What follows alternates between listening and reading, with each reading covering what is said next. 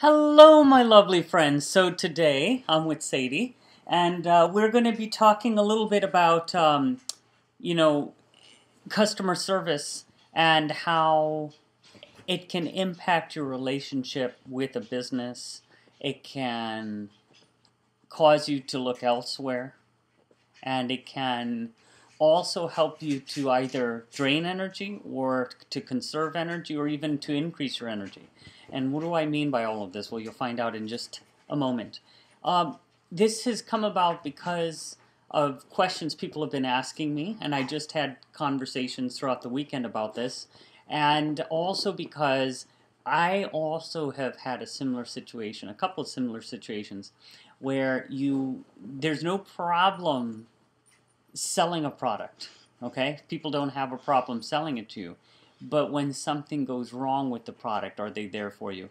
And I won't mention one of the mega stores, which begins with a W. I won't tell you the name of that. You can kind of figure that out if you want. There are many out there. But I remember buying a car CD deck. And what was interesting about that was it had a navigational device which doesn't exactly work like it's supposed to, and it didn't at the time, and I had it installed, and what happened was they found out that the navigation system didn't work. There wasn't really much that can be done. I found that could be done. I found that out as I was driving, and then so I had to pay $100 to get it taken out. And what happened was when I went to this place, they said that, well, it's not up to our customer service people to inform you of this. The cashier didn't inform. There was nothing on the receipt about it. Turns out there was a 14-day return period for navigational devices and 90 days for car stereos. So what they did is they said, well, it's a navigational device. He refunded part of the money for the installation. There was a little card that I had used. It didn't really do much, but that was still a nice gesture.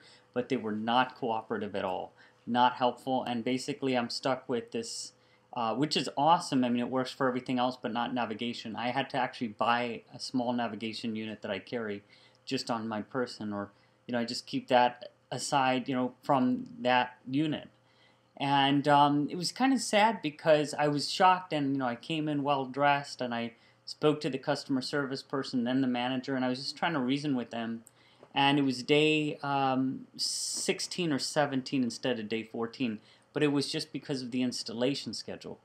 And what I'm trying to share with you is that, have you ever had a similar situation where someone sells you something but then they don't back it up, or they'll try to find the company will try to find a way that puts you at the disadvantage, and you're not so they're at the advantage. Obviously it's more favorable for the company to work it out that way, and I understand, but then the other part of the attitude of not embracing the customer, and there's no problem taking your money, there's no problem buying a product. Where's the follow-through? I remember for a while I was assisting motivational speakers, and there's this one, and he mentioned that, and I believe this personally, that and he does sales training all over the country. The one thing is, and I know this from being in retail, the customer satisfaction begins after the purchase. It's kind of like, what do you mean by that? Well, once the customer buys the product, where are you after that? Have you ever noticed that? I mean, when I was trained at Guitar Center, I loved this because we were trained to call and follow up. And I can't represent all Guitar Centers or anything like this, but I know that our management team was excellent. And we were called to follow up. How do you like your product? How does that work for you? And so we had a system that we would use, that we would call and then check in on people's products, or do you need anything else? But many times, and I understand that because of the volume, it's a numbers game that people are trying to sell things, and they're trying to go by volume.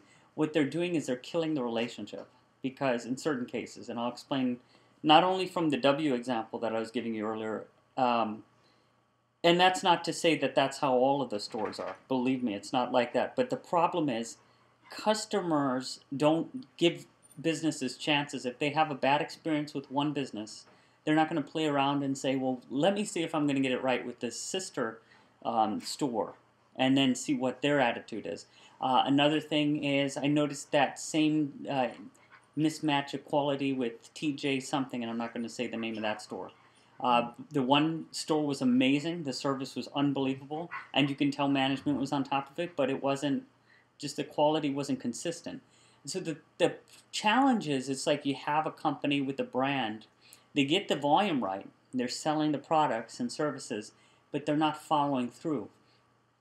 And I'll give you an example just from last week. I went to a tire store that I gave a lot of business to. Winter tires, you have your summer or all season tires, and then your winter tires, and or whatever combination you may have. And what happened was the manager told me that it wasn't his duty to necessarily inform me of the warranty, and I understand, I get it. And that I asked him, if I'm going to replace these tires, can I spell it out? And he says, I'll assign you to one of my guys and we'll see what he can do, but we don't want to take up too much time on this. I said, no, I just want to get the schedule down. Do you know what I mean? Like, I want to know when to do the changes and all these things. And, he was concerned too about maintenance and all of that stuff on the tires, and I totally get it. And he says, unfortunately, your warranty on the tires were 45,000 miles. All right, he says they were halved because you have a staggered fit on your car. What that means is you have two larger ones in the back and two in the front. It's just a simple car, but it's staggered. And so what that really means is you're not able to rotate in all cases, especially if the tires are unidirectional, meaning even flipping them is not always easy. And so they just you burn out your tires almost like that, or you can align and do things to offset it. But that halves the rear wheels, okay, the warranty on the rear wheels. But what he said is all four wheels, and that was not correct. And he had told me, he says, I'm only going to repeat this one more time. That kind of tone, it didn't leave me, I said I'm going to ask. I just was polite, gracious, I'm going to ask the questions, but never put a customer in that kind of situation. And why, I'll share with you the benefits of all this in one moment. So then he says, it's your duty to find out, and that's due diligence, I understand, what the warranty is and everything. But again, now look, I'm going to sell you the product, and you're on your own. You see what I'm saying? And that's a challenge, because if I'm a loyal customer, I'm looking at you for life. I don't know how you are, but I'm buying something, I'm with you because I'm a relational kind of person. So there's a particular demographic that makes sense for, like the customers that don't care too much about things. Oh, well, I'll just replace it, and the relationship is a little more impersonal, no problem. And I'll get into that in a moment. But in this case, it didn't work well with me, not with what I spent there, the wheels, tires, and I'd been a customer with them for over, I want to say 5 or 6 years now. I'm not going back, and I'll explain.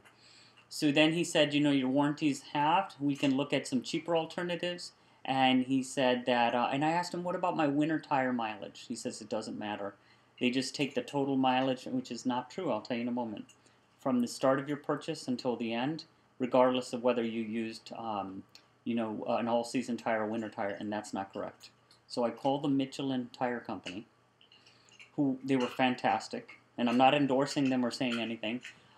They said, no, that's not correct, that it's based on the winter mileage and the all-season mileage. In other words, there were fewer miles on it, and that tire still was under warranty. It was still under warranty anyway. I mean, it turns out it was under 45,000 miles. It was at 43. And the point is, there was like 6,000 to 9,000 miles for the winter tires, which were subtracted.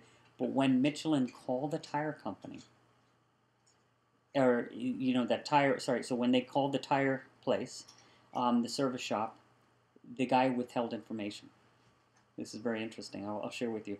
He explained that I had purchased the tires in a certain year, but then he left out the year. There was a 6-month period from, when was it, 2010 to 2011, when I had them removed for the winter. She had asked him. The warranty person had asked from Michelin Tire, and he had left that out. And so I called him back, and I said, so did you give that information? Well, I gave her whatever information she needed, and I told the day that you purchased the tires. She asked for the mileage. So what he tried to do was inflate them. I'm not saying he intentionally did this, but the mileage was inflated, but it still was on the upper end, which meant that it was covered under warranty, but then the question was how much was covered, because they prorate the usage of the tires. But the point then became, Michelin gave the tire company a voucher code, and then I called him back. He says it's not that easy. You have to check with corporate, and all of these things. And I understand. And then I asked myself the critical question: do I want to continue doing business with this tire company? And I called Michelin and I asked how to proceed, and the tire company basically said, they suggested, why don't you try looking for another tire company? And again, this is a disclaimer. This is not to say anything about the tire company. This is not to say anything about Michelin Tires products or services. But there was a suggestion because you can go to any authorized Michelin dealer. And so then I did. I went to another one that I'd actually gone to. I called and I said, the first thing I said to the guy is, then I let somebody know, at the tire shop, just let the manager know that I've decided that, first of all, I am able to appreciate the service that I did get. The fact that they did notice that there was a situation with the tires. But it didn't feel like I was supported. And he also explained that the redemption was not easy, the redemption code, and that they were going to eat it and they were going to have a loss. And I said, you know what, it's time for me to move on, because that's obviously somebody that is not on your side. This is what the tire company realized too. Just go to another authorized Michelin dealer. You're going to have to get the wheels redone, reevaluated. And somebody did. And then I realized, you know what, I'm just going to go with the new set of tires, possibly. They showed me a new set that was cheaper even with a 25% discount, which is wonderful because the tire company was willing to give me that. And so they were on it. They were very prompt, very appreciative. Go to another shop. That may be a better alternative because of, the situation I was facing and I don't want to say red tape, but the corporate structure at the other place. But what it did is, and this is the thing, it killed any possibility of my future business with that other tire company, with the tire service place. And it also, I'm not going to tell anybody I'm not going to recommend it. And not only that, the other places that are affiliated, because there are tons of them around Cincinnati, and it's right down the street from me, I'm not going to recommend them to anybody, so there's business lost. There doesn't have to be any kind of vindictive nature. There's nothing like that. But I realized it's my money, and I need to vote with my money.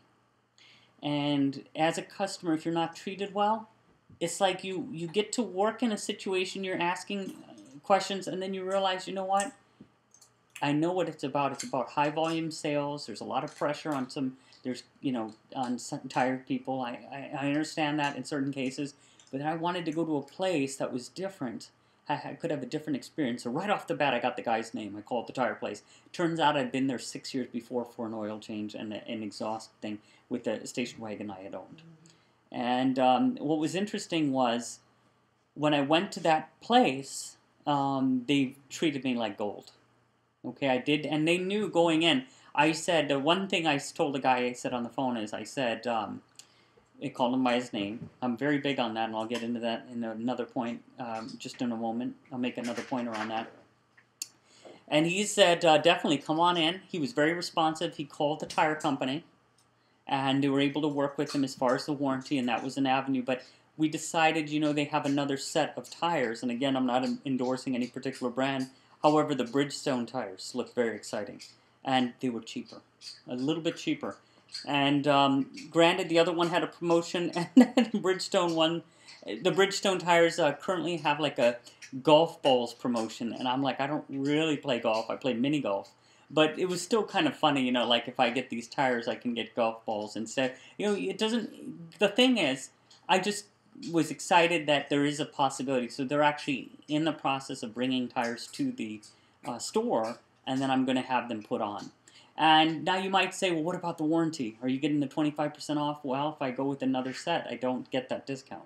But the point is, sometimes you want to just cut your losses, get out of the situation.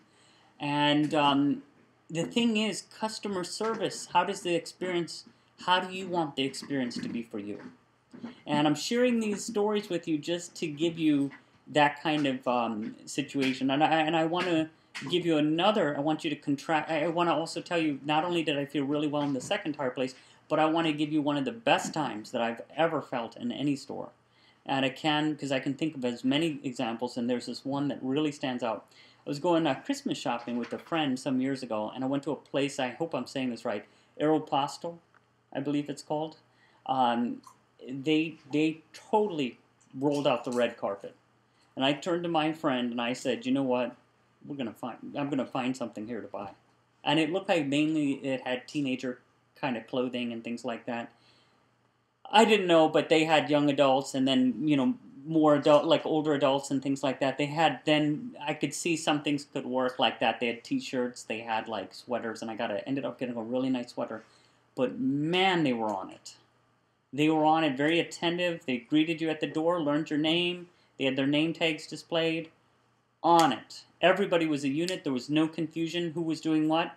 And this is very important. You don't keep the customers waiting. Nobody's footing around, not knowing what to do. And a lot of people don't like it when somebody comes in. I just spoke to someone at the gym about this, where she came in one day. She went into a wedding store, an event store. And she came in one day from her clothes. She was working some sort of lawn type of job. It was a seasonal job. And it was over the summer. And then she came in well-dressed the next day. And she said the difference was amazing. The first case, a lady looked at her, ignored her, and then helped somebody two other people. One, there was somebody that came in after her, and then another person. She said, wow, this is intentional. Because, she knew that she was there, but she was being ignored. Then the second case, she came in with her makeup on, well-dressed, and then she came in the next day, the lady was right on her. Again, this kind of Pretty Woman effect. Remember that from that movie? The same kind of scene where in the one case she goes in one way, in another case she goes in another way and gets the service. Now, I do think there is something to be said about the customer projecting a certain image. However, I was trained in retail that you take care of everybody regardless. And the one thing is, I've seen situations, I remember I was getting my car worked on. This Ferrari was sitting outside, and this was a few years ago. The guy just had flip-flops on, shirt, t-shirt on, shorts. You literally cannot judge. You don't know who's driving what, who has what kind of money. And there's a famous story I want to share with you, just real quickly.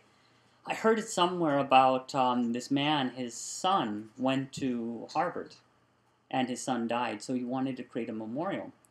And the Harvard president, he set up a meeting, and the Harvard president said, do you know how much a memorial would cost? He says at least $10 million. And the Harvard president is well-dressed, wearing a suit, three-piece suit on, tie, looking real sharp.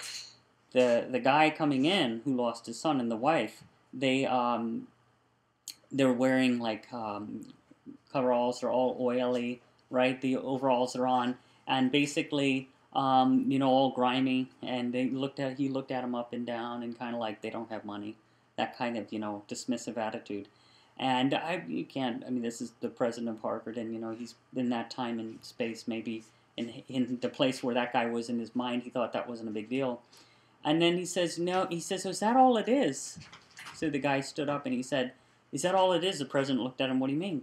It's only $10 million? He could open a university. You know who the guy was? It was Leland Stanford. The guy, he was a railroad magnate, so he's like the Bill Gates of his time. Loaded. And so what he said is, let's open a university in memorial, like in commemoration of our son.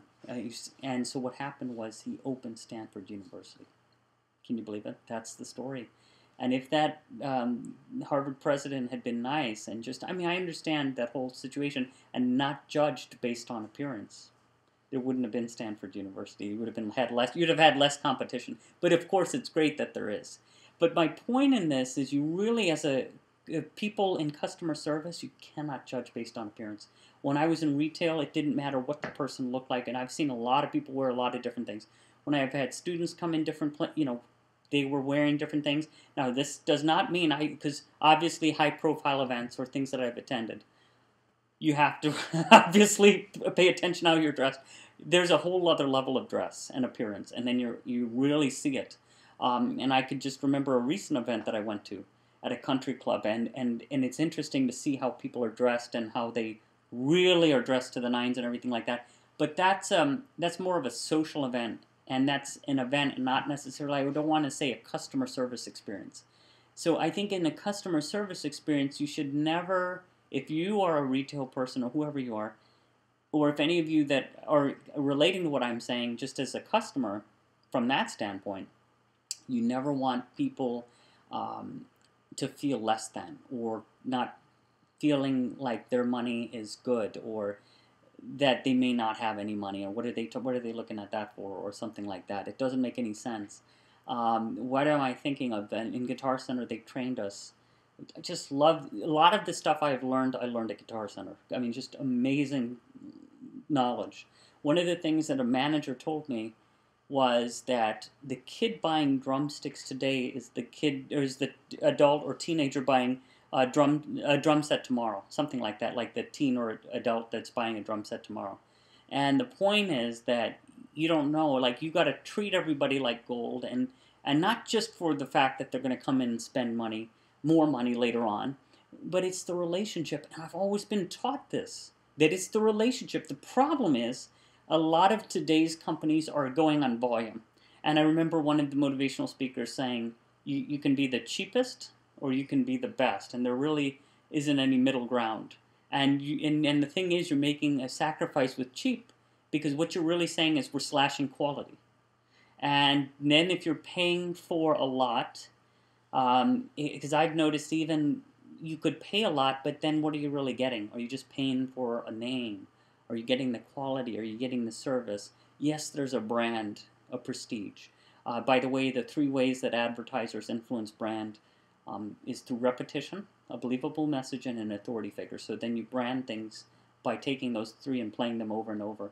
And what's important about this is that if you want to improve your customer service experience, and I'll talk about this in another experience, you have to go where you feel good, where you feel valued as a customer, and where you feel that you're being heard and listened to. Your questions are being answered. This is a big one. That if you ask questions about a warranty, I do believe that they should help you or give you a number that can help them. And you do, here, sir, or ma'am, do you want to use the phone here? Or maybe you can't use the phone there, but is there a number that they could give you that can get it taken care of quickly?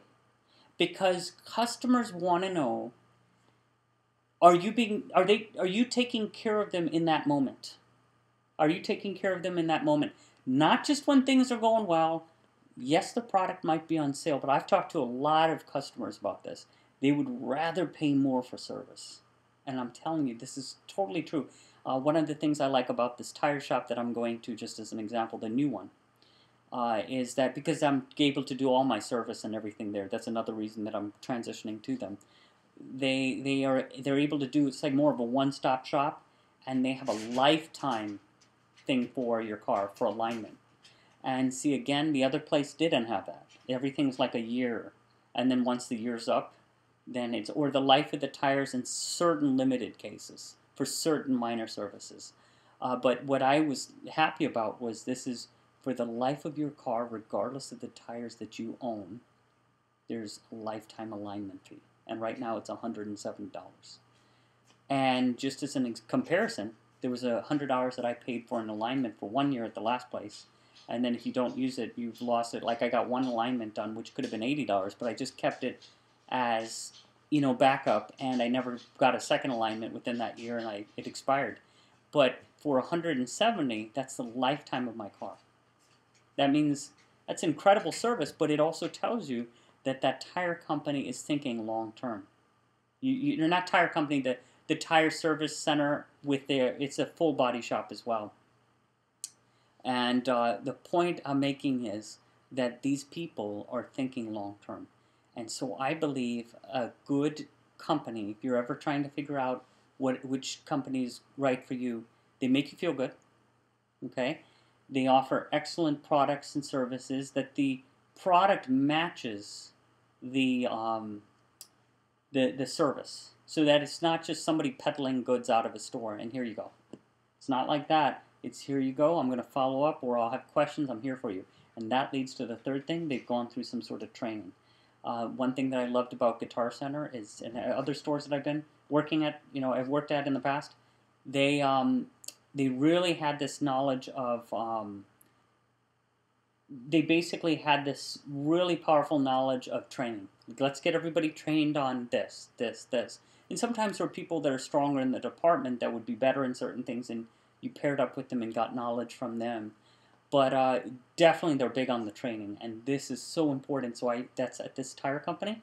I smiled when one of the guys said, "We just went through training on those new tires." You never heard that at the last place, but then again, that's a different situation.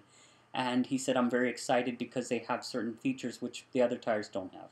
So there's this other worker that's very excited to sell you these tires, but also has your interest, and this gets to the next point, your interest, number 4, your interest in mind. It's not just about, hey, can I make a quick buck on this person and we're not going to back anything. It's kind of, what can I do for you? What can I, and they're obviously not the most expensive tires, but they're what I need for my car. And that's the other thing. So they're not just trying to sell you something at like a high profit margin in terms of the individual sale. And regardless of whether or not there's commission, and I have no idea, there was never that commission feel, which by the way is dangerous. You know, that whole commission feel is, because you don't even know if the salesperson really has your interest in mind. Now what happens is, this is another thing, you don't want the fade point to be too high in stores. Like if you're listening to this and you're some sort of sales manager, or you know, an operations manager or other sort of manager, and you have an influence on your management team around this, keep the fade point to a point. And this is similar to Vygotsky, he talks about this in terms of learning development theory. That there's a zone, right? A zone of proximal distance where that essentially you want to stretch people a little more than where they are.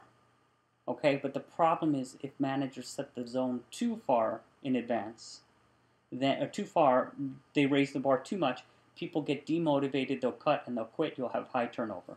So let them share in the profits. It's, you know, it's, don't think that, well, hey, they did so great, you know, with the first fade point, let's go ahead and jack up the second fade point for next month. And then that, what you'll do is you're dangling that carrot, but what'll happen is they'll drop off. And I'll share with you another thing. You know how you have rewards for your teams and things like this? Everybody should get rewarded. And I know I'm going to be rattling feathers here, but do not just reward one employee. And I actually did a training at a rehabilitation center on this through a university some years ago. And I had 60 charge nurses, the CEO there, and other staff, and we talked for about 2 hours on this.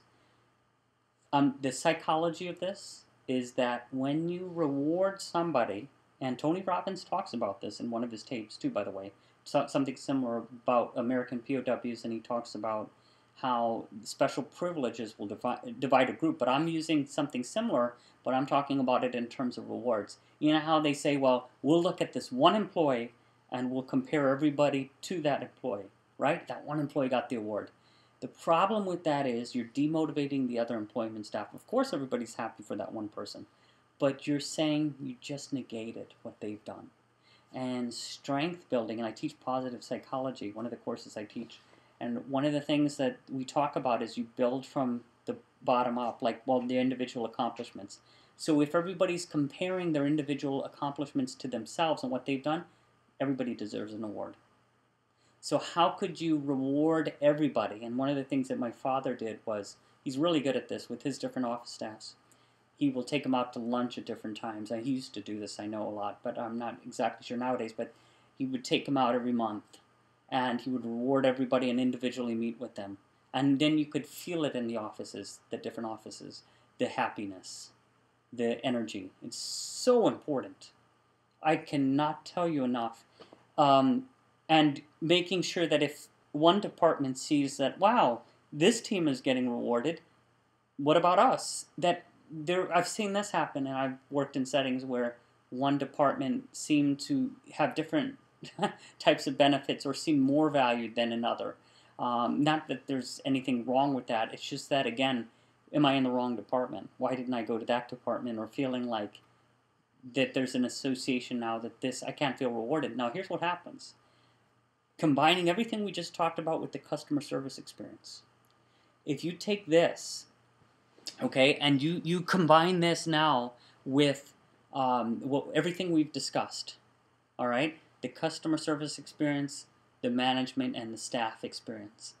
and there's a mismatch, you're going to see that it's. Remember, you can always tell how an employee is being treated by how the customer is treated. So how do you think in the first tire shop that I told you about? How do you think in the store that I told you in the beginning with the deck, right? With the defective navigation system in it. How do you think that those employees are being treated, or the manager and his complete indifference to the fact that the employees don't have to tell you, nothing has to be written on the receipt, and the only way you find out is when you go to the customer service desk for a return or exchange or a problem. What kind of customer service is that? And what you start realizing is this indifference that it's going to cost, it's going to kill business. It's just amazing that it goes on. So then that tells me, as a customer who's also trained in this, in industrial organizational psychology, this management training, been in retail, been in teaching psychology, knows about reward systems. I know about all these things. As someone who knows these things, and you might be listening and you have had your experiences, you cannot take a chance. I was just talking to somebody at the grocery store a little while ago, some hours ago, and sometime once in a while I'll go to this place that's nearby and actually took pictures, and he let me do that of the board, and they have their mission, their vision, and their values. And I said, do you mind if I take photographs of your values? And he said yes. And one of the values was passion. All right, and then I had another one right here. Let me look real quickly. He had another one. It said happiness. Okay, and you can quickly see that. That's what it looked like. Core values. See that right there? And he said happiness. We support team member happiness and excellence. Delight. We satisfy and delight our customers. These people got it right, don't they? And guess what? This company they're not very large, but they're all over the country, but they're not like a mega grocery store chain or anything like that. But I'm willing to pay more, because when I interact with most of the people there, I feel this sense of they care that I'm there. It is so important. So that could be number 5, that relating to the earlier 4 points, that they care that you're there. That the people, when they see you, they make a big deal that you're there. And they make a habit to learn your name. One of the things I learned from Dale Carnegie, one of the assistants especially, he brought this up. He said that, because I asked him, I said I would go to the store, and one of the people I say hi to doesn't use my name. And that's fine, you're not expecting people to always use your name. But he said after a few times they will ask, and that's what happened today, earlier. One of the people, I had seen him before, I talked to him, said hi, he now wanted to learn my name because it's been interaction number 3. But it's very difficult when you have thousands of customers coming, I understand that. But to do whatever you can to be approachable. There's a really good book, by the way, if you ever want to share this for your management teams, you want to ever read this on your own. It's called The Power of Approachability. And a man on the plane who was a sales manager or some sort of, and he did something in retail, or he was into this kind of networking also, and he told me about the book, so I went out and got it. And that idea that, wearing something that can strike up a conversation, and I want you to see what this man did. He let me photograph his shirt, and I will not show you his uniform. So he was at the grocery store, and this guy right here, look at very closely, here's what he says. And so he has his apron on, so he doesn't always show this. But what he says is, I'll do it tomorrow, I'm going bowling today. So he'll have his name tag on, he'll have a funny comment, not distracting, from his apron, but he'll have something that'll promote a conversation, so somebody will feel like they can go to that person and feel warm and gregarious with that person. And it's also something that's beyond, a superficial kind of contact. It's something where they really care. And so they really have your interest there. Like he told me, we just got the organic celery, and do you want to see them? Those, over there, those bags are right there. Or what about and he showed me there was a better value for this brand over here. Have you thought about this brand? And I didn't see it in front of me, and he showed me.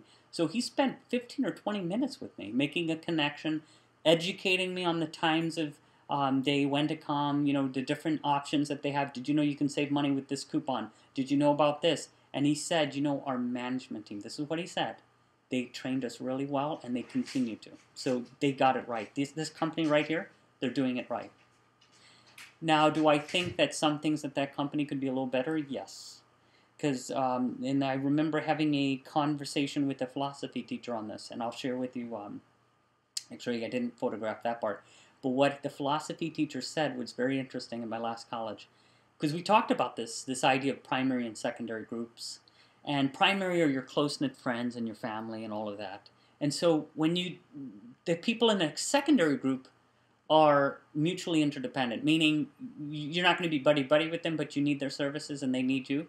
And so the problem is many people have very tight divisions on, I know the primary group and secondary group, they're separate.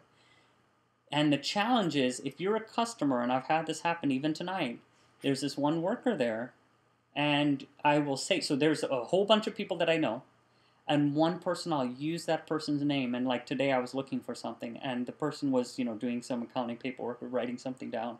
Saw the person at a table, I clearly knew her name from a previous interaction. I had already said hi to her like 3 or 4 times, different occasions. Very helpful the first time, and really went out of her way, but it seemed to be like, okay, you're using my name. It's like, I will help you if you need help, but it didn't seem like the help was forthcoming. And I kind of picked it up, and then part of me was thinking, well, did I just sour my whole experience? And no, but it's not consistent. So then again, the management team may want to get that same kind of enthusiasm across the board. Now, because remember, look at what this value said right here. Let me show you. The value said, and this is why I really feel I need to be going to different companies and doing training more with this. I need to work with staff and talk about this. So remember, this was passion. Remember that? And the passion was there, but with some of the team members, not all of them. And you could tell that some people, hate to say it, it's a job. They had that attitude that, I'm tired, it's a job. Well, okay, who needs help? It's kind of like, let me minimize the interaction, or thank you for remembering my name, or anything like. You should be surprised if a customer's coming in 4 different times, or has seen you and you've helped them and you made that impression. Don't minimize that impression and say, well, I would say something like, well, you can't tell people what to say, but wow, you remember my name, I appreciate that, and your name again is? Or to refresh my memory, or be honest, and try to build on that. And that doesn't have to mean that you're going to be buddy-buddy with the person.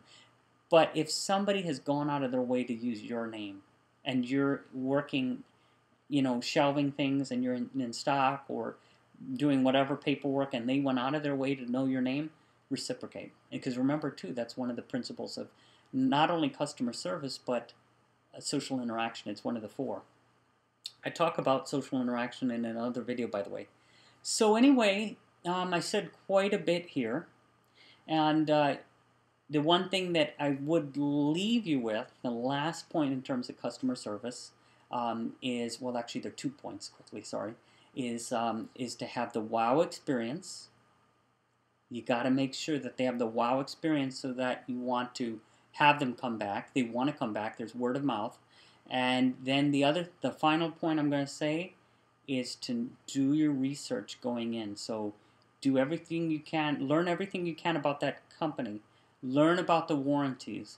If there's a defect, learn your recourse before you go in so you're armed with information. Learn about the chain of command. Who do you need to go to if this isn't resolved?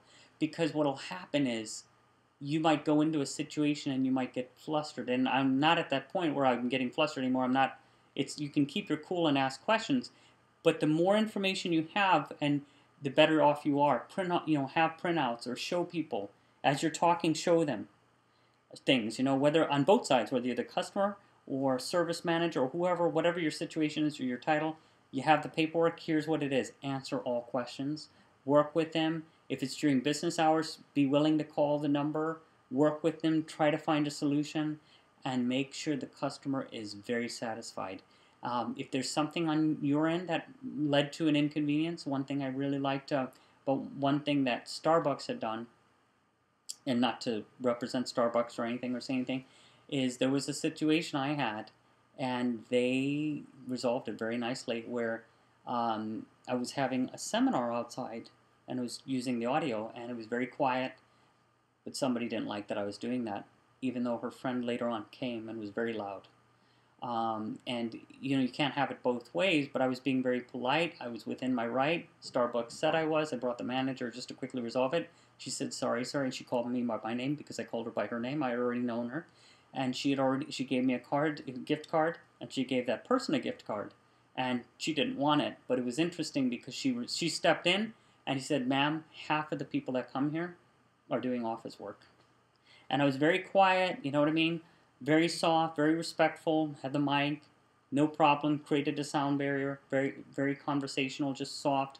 But she didn't like that, and I understood, and she said it's not an office.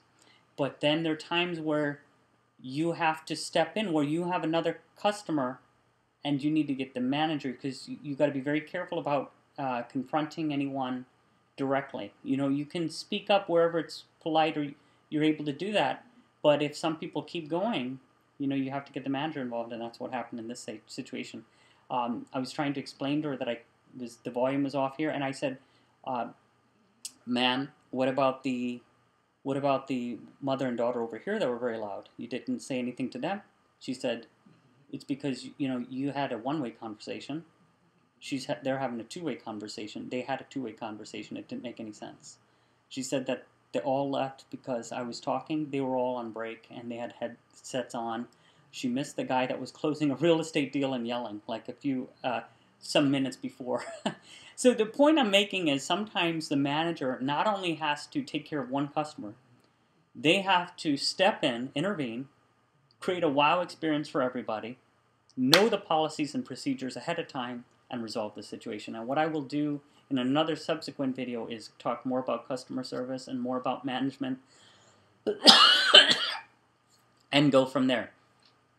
Well, I hope you had some food for thought, you know, sharing some ideas about customer service and from the point of view of a customer, and then also from the point of view as a manager, and the importance of building on relationships, standing behind your mission, vision, and values, and also selecting by, you know, seeing where people are happiest, where are the customers happiest, where is the staff happiest? Are you rewarding everybody? Are you taking care of everybody? You know, and one of the things too that I'll talk about in the next video is the importance of having an internal reporter survey. And I know in the industrial and organizational psychology training, we had to do that, like the consulting work. And this is very important because then you've got to find out internally, how's the staff? How are the customers being treated? What are you guys about? What's the reward system like? Are there pathways of promotion? All these things are so important. But anyway, I said a lot here. So you might want to replay this, and thank you so much for listening to this, and I look forward to another video. So take care, and I hope this answered the questions that various people had.